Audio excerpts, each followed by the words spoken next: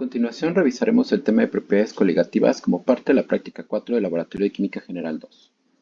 El objetivo que nos plantea es comprobar la diferencia entre el efecto de la presencia de un soluto electrolito no volátil y un no electrolito no volátil en la elevación del punto de ebullición de una disolución. Para eso debemos preguntarnos, ¿qué son las propiedades coligativas? Son aquellas propiedades de las disoluciones que dependen únicamente del número de moléculas de soluto no volátil en relación con el número de moléculas de solvente y no de su naturaleza. Una cuestión importante a considerar es el impacto del soluto, ya que no es lo mismo que trabajemos con un electrolito así como un no electrolito. Esto lo vamos a plantear durante la práctica, ya que vamos a utilizar dos tipos diferentes de soluto. El cloruro de sodio, el cual al tener un enlace iónico se puede disociar o ionizar en sodio y cloro, por lo tanto se considera como un electrolito, mientras que la sacarosa al tener enlaces covalentes no se disocia, por lo tanto es considerado un no electrolito. Las propiedades coligativas son abatimiento de la presión de vapor, abatimiento del punto de congelación, presión osmótica y elevación del punto de ebullición, la cual será la que revisaremos durante esta práctica. Es importante recordar que el punto de ebullición de un líquido es la temperatura a la cual su presión de vapor iguala a la presión atmosférica cuando el recipiente es abierto. Entonces, al momento de añadir un soluto no volátil, se disminuye la presión de vapor del disolvente, por lo que el aumento de partículas en la disolución aumenta el punto de ebullición al requerir más temperatura para igualar las presiones de vapor. Ahora revisaremos un cálculo de elevación del punto de ebullición. El problema nos dice, determinar el punto de ebullición de una solución que contiene 150 gramos de bromuro de potasio en 300 mililitros de agua, y como dato nos proporciona la constante molar del agua. La fórmula que manejamos es la siguiente. Entonces, lo que procedemos es escribir los datos. Tenemos la cantidad de soluto, la cantidad de solvente, la densidad del agua. Por lo tanto, es importante tomar en cuenta la temperatura de trabajo. En este caso, consideramos una temperatura ambiente de 25, por lo tanto, se busca en una tabla y encontramos el valor de densidad. ¿Qué es lo primero que podemos calcular de nuestra fórmula? La molalidad. Sabemos que la molalidad se define por esta fórmula, mol sobre kilogramos. Entonces procedemos a calcular los moles. Para esto necesitamos la masa molar del bromuro de potasio.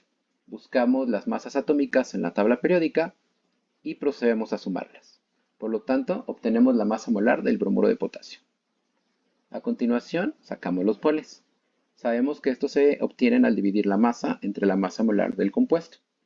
Tenemos la masa de 150, la masa molar previamente calculada, eliminamos unidades y quedándonos el resultado en moles. Ahora procedemos a calcular la masa del solvente apoyándonos del valor de densidad obtenido de la tabla, multiplicando densidad por volumen, eliminamos unidades y obtenemos el valor de la masa. Pero recordamos que la necesitamos en kilogramos, hacemos la respectiva conversión. Ahora, la molalidad de la solución ya podemos calcularla ya que tenemos los moles y tenemos los kilogramos. Procedemos a hacer la división y obtenemos el valor de la molalidad.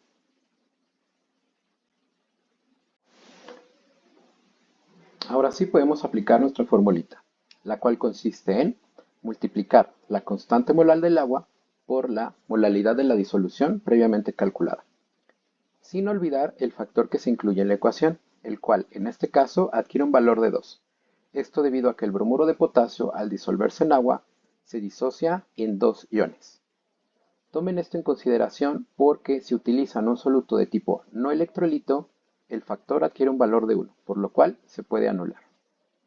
Procedemos a realizar la operación, se anulan las unidades y obtenemos el resultado, el cual se le agrega a la temperatura de ebullición del solvente, que en este caso es agua, por lo tanto es 100 grados centígrados, más el resultado previamente calculado, y obtenemos el valor al cual se eleva el punto de ebullición.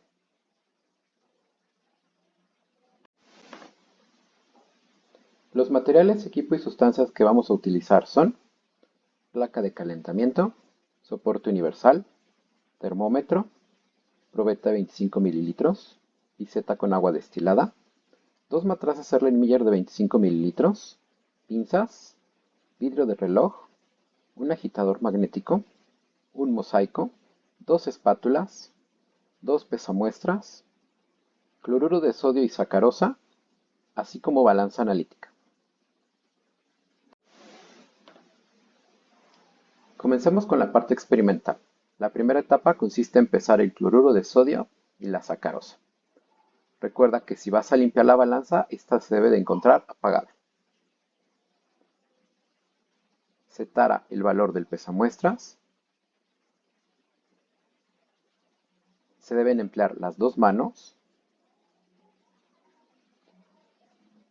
Dejar el dedo índice libre para que posteriormente con golpecitos bajar el contenido de la espátula.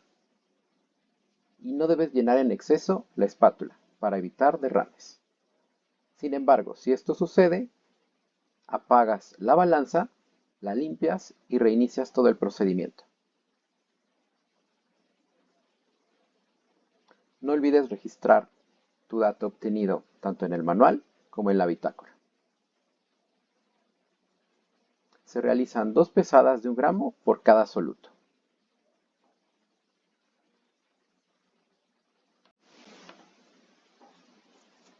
Para la siguiente etapa de nuestra fase experimental, procedemos a medir 20 mililitros de agua destilada con apoyo de la piceta y de una probeta.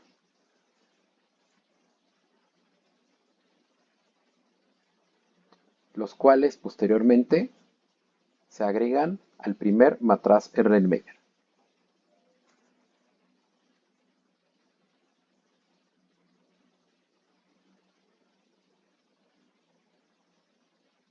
Con ayuda de las pinzas, agregamos el agitador magnético dentro del matraz.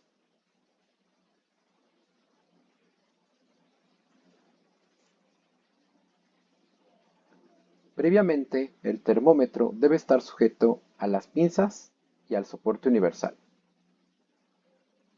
Bajamos el termómetro para que entre en contacto con el solvente, teniendo cuidado de que no toque las paredes ni el fondo del matraz. Procedemos a aplicar agitación y calentamiento. Recuerda que la perilla de la derecha es calentamiento y la perilla de la izquierda es agitación.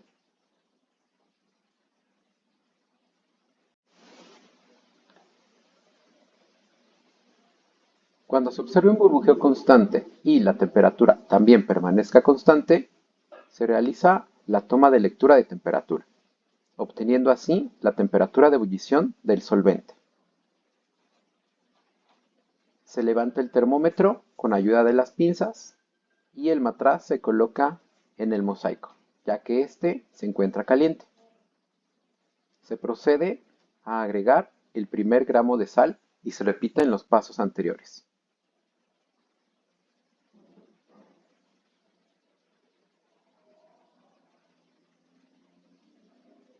Una vez que se toma la segunda lectura de punto de ebullición, se procede a agregar el segundo gramo de sal y se repiten los procedimientos anteriores, obteniendo así 3 puntos de ebullición. El del solvente solo, cuando tiene 1 gramo de sal y cuando tiene 2 gramos de sal.